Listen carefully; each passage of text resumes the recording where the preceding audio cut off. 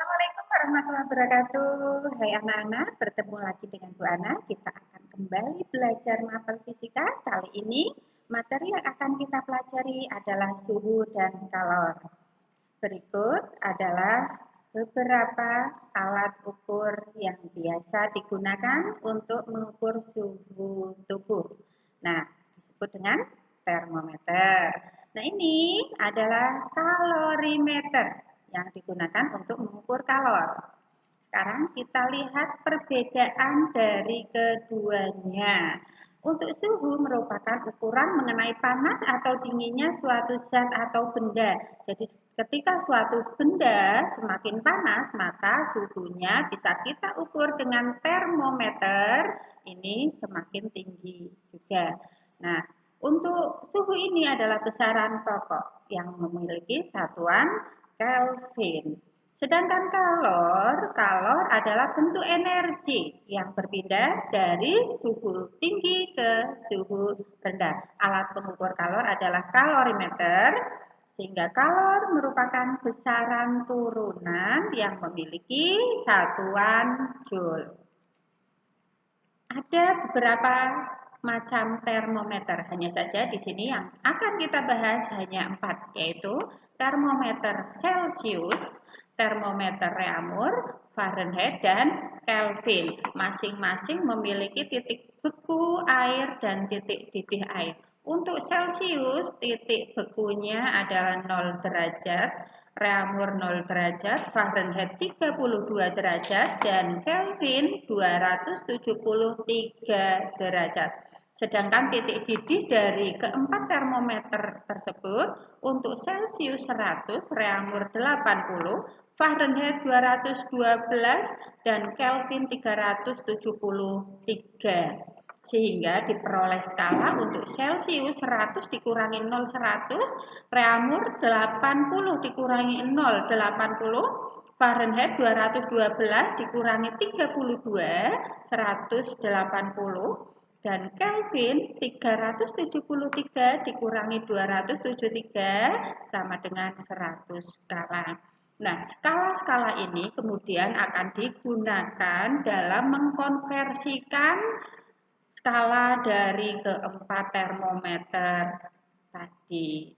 Nah, sekarang kita tuliskan perbandingan skalanya. Untuk Celcius banding Reaumur banding Fahrenheit banding Kelvin. Ini skalanya adalah 100 banding 80 banding 180 banding 100. Kemudian kita sederhanakan perbandingan ini. Masing-masing dibagi menjadi 20 sehingga perbandingannya adalah 5 banding 4 banding 9 banding 5. Oke.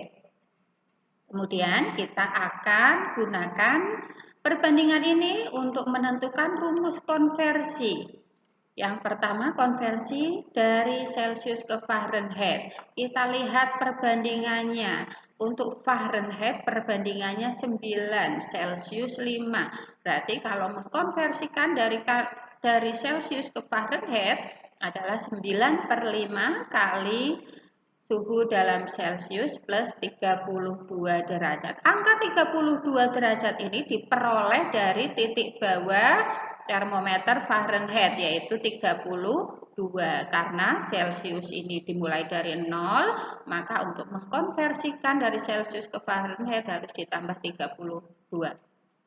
Sekarang untuk Fahrenheit ke Celcius berarti perbandingannya kebalikan, 5 per 9. Untuk plusnya diganti minus, yaitu berarti untuk skala yang ditunjuk pada termometer Fahrenheit harus dikurangi dengan angka 32 derajat. Sekarang untuk konversi dari Celcius ke Reaumur, karena di sini Celcius dan Reaumur, untuk Reaumur 4, Reaumur di sini perbandingannya 4, Celcius perbandingannya 5, maka konversinya R sama dengan 4 per 5 C. Begitupun sebaliknya, C sama dengan 5 per 4 R. Untuk konversi dari Reaumur ke Fahrenheit, Reaumur 4, Fahrenheit 9, berarti 9 per 4 R plus 32. Dan untuk kebalikannya dari Fahrenheit ke Reaumur, Konversinya adalah 4/9 kali F min 32 derajat. Untuk konversi dari Celsius ke Kelvin, untuk skala yang ditunjukkan oleh Celsius tinggal ditambah 273 sehingga rumusnya K sama dengan C plus 273. Paham ya? Sekarang kita ke contoh soal. Suhu sebuah benda jika diukur menggunakan termometer Celsius akan bernilai 45 derajat. Berapa nilai yang ditunjukkan oleh termometer Reaumur, Fahrenheit, dan Kelvin? Kita tulis dulu yang diketahui, T dalam derajat Celsius adalah 45 derajat Celsius. Yang ditanya adalah T dalam derajat Reaumur, T dalam Fahrenheit, dan T dalam Kelvin. Kita jawab satu persatu. Untuk yang pertama, T dalam Reaumur rumusnya 4/5 T sama dengan 4/5 kali 45 sama dengan 36 derajat Reaumur. Sekarang yang B. T derajat Fahrenheit sama dengan 9/5 kali T plus 32 derajat Fahrenheit sama dengan 9/5 kali 45 plus 32 sama dengan 113 derajat Fahrenheit. Sekarang untuk yang C, T dalam Kelvin atau T K sama dengan T plus 273 sama dengan 45 plus 273 Kelvin sama dengan 318 Kelvin. Mudah ya? Sekarang kita lanjutkan bagaimana pengaruh kalor. Nah, ada beberapa pengaruh dari kalor. Yang pertama adalah kalor menyebabkan perubahan suhu. Kalian perhatikan ketika kalian merebus air. Nah, kalor diberikan oleh api, ya. Kemudian panas dari api akan mengenai panci dan air. Nah, ini air pun menjadi panas. Nah, ketika air panas, semakin panas berarti perubahan suhunya berubah. Kemudian ini kalian lihat pengapian di ruangan. Ketika api dinyalakan, yang semula ruangan dingin kemudian berangsur-angsur menjadi hangat, semakin hangat. Sehingga suhu di ruangan itu pun meningkat. Selanjutnya, pengaruh dari kalor yang kedua. Kalor menyebabkan benda memuai. Kalian perhatikan gambar ini ya. Rel kereta api pada jam 12 sampai jam 2 ketika sedang panas-panasnya, di sini rel ini akan mengalami pemuaian. Pada sambungan ini besi pada rel ini akan memanjang. Ya, makanya di sini pada sambungan rel kereta tidak dibuat nyambung terus, tetapi ada lubang di sini untuk memberikan ruang pada besi untuk memanjang sehingga tidak terjadi besi membengkok, sehingga kecelakaan pun akan terhindari.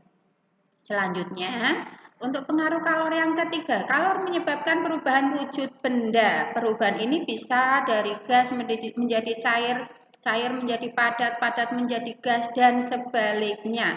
Kalian perhatikan kalau ketika kalian sedang mengkonsumsi es ya, es yang ada di dalam gelas ini berangsur-angsur akan mencair karena perbedaan suhu di sekeliling gelas dengan pada gelas ini sehingga es menjadi cair.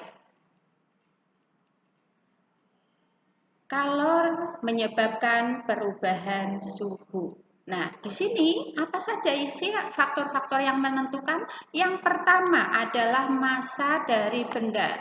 Kalian perhatikan, semakin banyak air yang direbus, maka kalor yang dibutuhkan pun akan semakin banyak untuk membuat suhu tertentu ya. Misalnya agar bisa mendidih dalam waktu 1 menit, tentunya air yang dibutuhkan tidak sama dengan ketika air itu mendidih dalam waktu 1 jam ya. Selanjutnya, nah ini Q sama dengan MC delta T. Biasa bisa kita hafalkan dengan kalor itu mencatat. M massa, kemudian C kalor jenis benda, delta T perubahan suhu, dan D adalah kalor. Sekarang contoh soal. Panas sebesar 12 kJ diberikan pada sepotong logam bermassa 2500 gram yang memiliki suhu 30 derajat Celcius. Jika kalor jenis logam adalah 0,2 kalori per gram derajat Celcius, tentukan suhu akhir logam. Kita tulis dulu yang diketahui. Q sama dengan 12 kJ. Kita ubah satuannya menjadi joule, sehingga dikali 1000, 12.000. Massanya 2500 gram, kita ubah dalam kilogram, sama dengan 2,5 kilogram.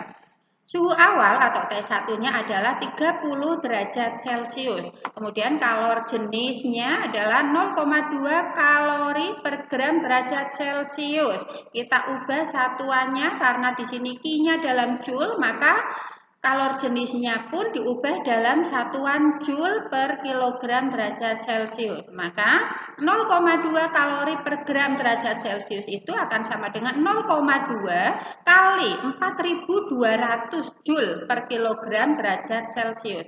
Sama dengan 840 joule per kilogram derajat Celcius. Yang ditanya adalah T2 atau suhu akhir. Maka kita jawab, kita masukkan rumusnya. Q sama dengan M kali C kali delta T.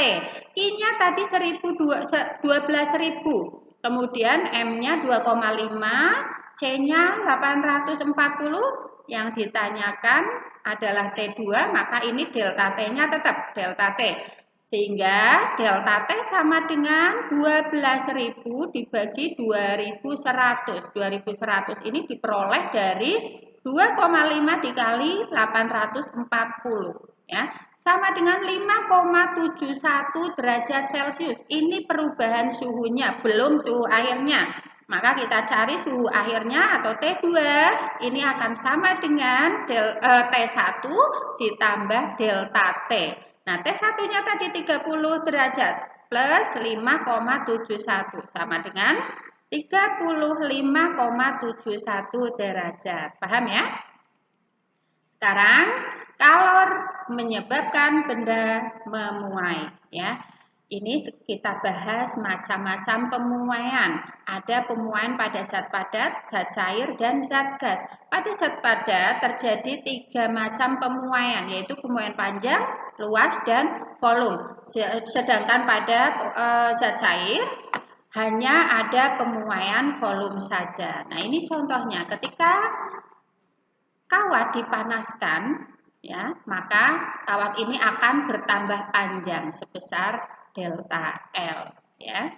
Selanjutnya ketika pelat dipanaskan, pelat pun ini akan bertambah panjang dan juga bertambah lebar. Ini sebelumnya, maka setelah pemanasan seperti ini.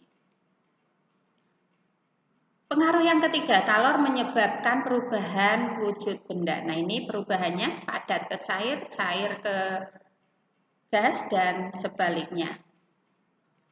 Sekarang peristiwa mencair, ini contohnya ya. Ada lilin yang mencair saat lilin dinyalakan, es krim mencair ketika diletakkan begitu saja di meja, es mencair, dan ini ada mentega yang dipanaskan mencair. Sekarang contoh untuk peristiwa membeku.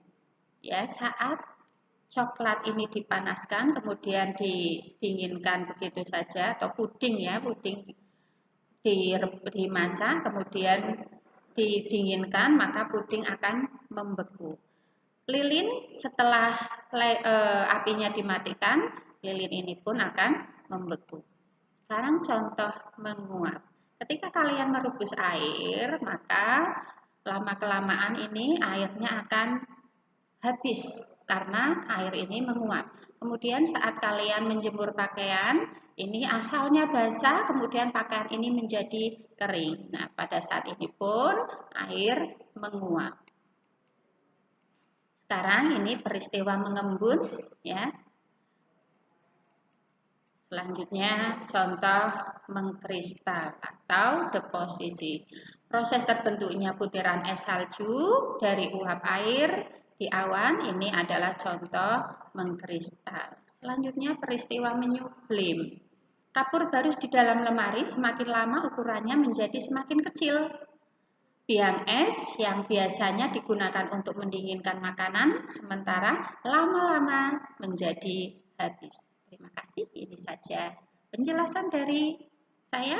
Terima kasih. Assalamualaikum warahmatullahi wabarakatuh.